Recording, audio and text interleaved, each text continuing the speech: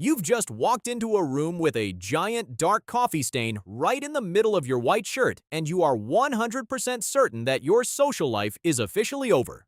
Every laugh in the corner feels like it's about you. Every glance from the boss feels like a death sentence. You feel like a total failure standing under a burning, bright spotlight for the whole world to see. But here is the cold, hard reality that your ego doesn't want to hear. Nobody noticed.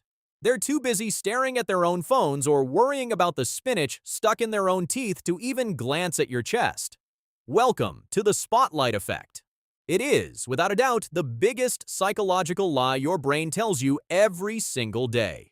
Over the next 12 minutes, I'm going to dismantle your social anxiety with cold British logic.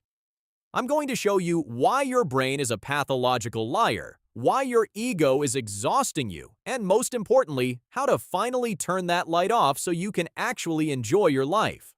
Stick around because you're about to realize you're not nearly as famous as your anxiety thinks you are.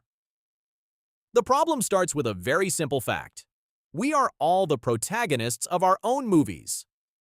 From the second you open your eyes in the morning, you are at the center of your universe. You feel your own thoughts, you hear your own heartbeat, and you notice every tiny flaw in the mirror. Because you are so focused on yourself, you naturally assume that everyone else is just as focused on you too. But they aren't. They're the center of their universe. You aren't the star of their show. You're barely a background character walking past in one scene. Back in the late 90s, a guy named Thomas Gilovich decided to prove how delusional we really are. He ran an experiment that became a legend in psychology. He took a group of students and forced them to wear a highly embarrassing t-shirt, something they would never be caught dead in. Think of a giant, cringy photo of a singer your parents love. The students were mortified. They walked into a room full of people, convinced that at least half the room would point and laugh. They were sweating, heart rate spiking, waiting for the humiliation. But when the researchers later asked the people in the room if they noticed anything weird, only 23% had even seen the shirt. That's a massive gap. The students expected 50%, but reality gave them less than half of that. Why? Because the people in the room were humans too. They were busy thinking about their own grades, their own problems, or what they were going to eat for lunch. This is the spotlight effect in action. We walk through life, thinking there's a camera following us 24/7, recording every mistake. We think people remember that awkward thing we said 3 years ago. They don't. They don't even remember what you said 3 minutes ago.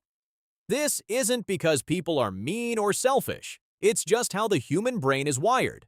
We are biologically incapable of paying as much attention to you as you pay to yourself. And while that might hurt your ego for a second, it's actually the most liberating news you'll ever hear. It means you can fail. You can look a bit silly. You can have a stain on your shirt. The social pressure you feel isn't coming from the crowd. It's a ghost created by your own mind. So, why do we do this to ourselves? Why did evolution give us a brain that makes us feel like we're always on stage? To understand that, we have to look back at our ancestors. And trust me, it's a bit of a mess. Let's rewind the clock. Not a few years, not even a few hundred. We're going back tens of thousands of years to a time when your biggest problem wasn't a coffee stain.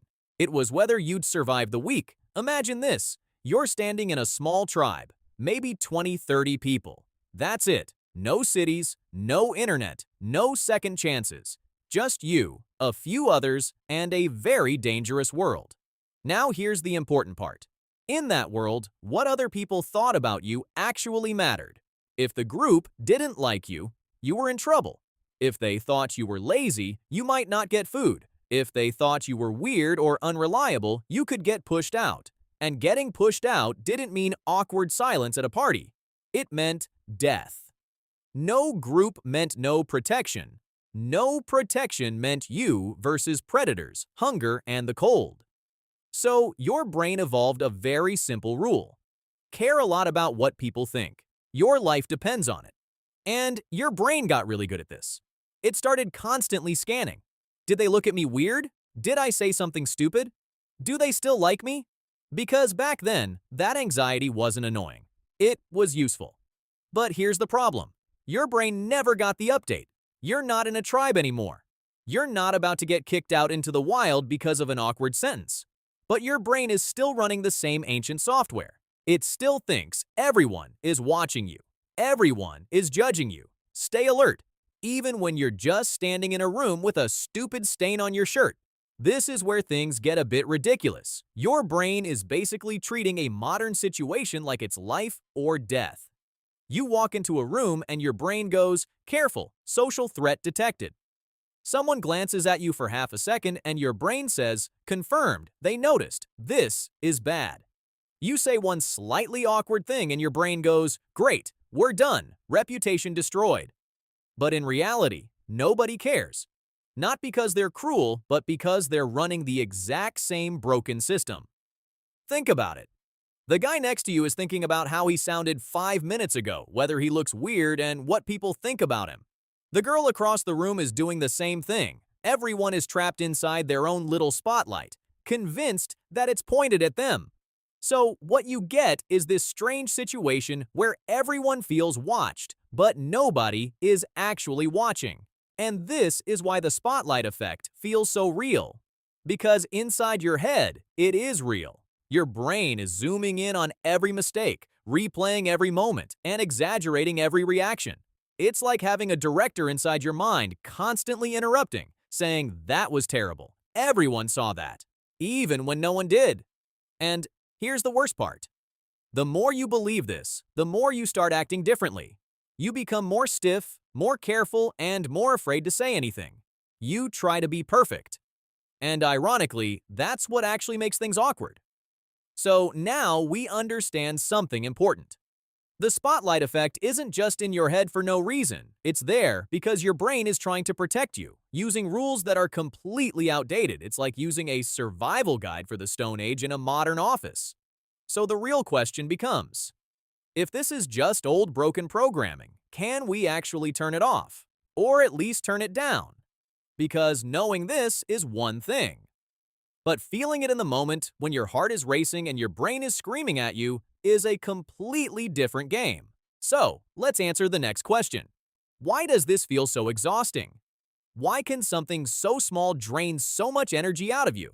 Let's take a simple situation. You walk into a room, nothing dramatic, just people. Someone is talking. Someone is on their phone. Someone is laughing at something you didn't even hear. You sit down, and for a few seconds, everything is fine. But then something shifts. You become aware of yourself. Not just, "I'm here," but "How do I look right now? Where do I put my hands?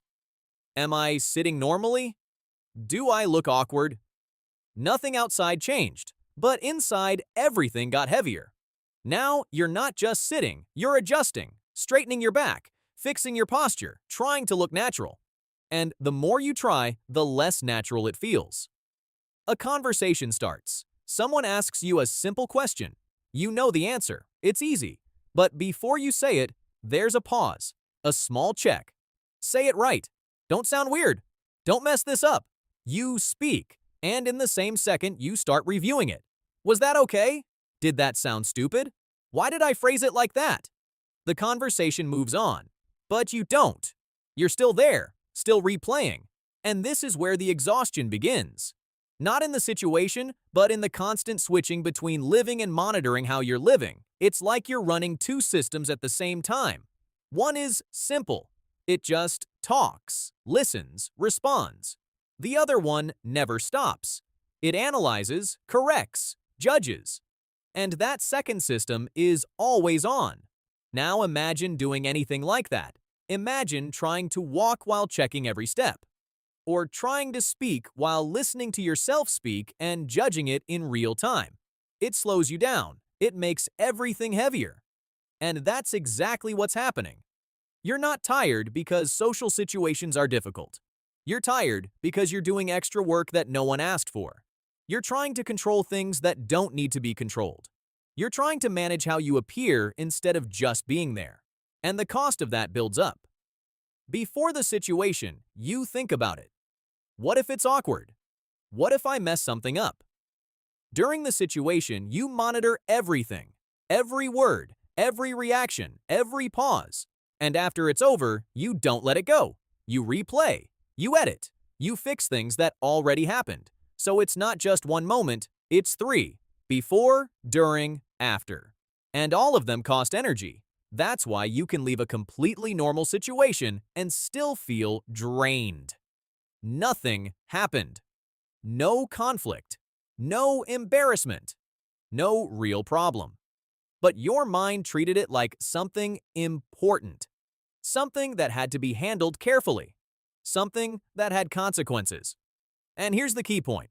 The more attention you put on yourself, the more pressure you create. The more pressure you feel, the harder everything becomes.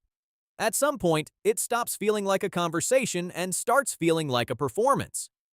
And performances are exhausting because you're not allowed to relax. You're not allowed to be messy. You're not allowed to just exist. But real life doesn't work like that. And that's why it feels so heavy. You're trying to behave like you're on stage in a place where there is no stage.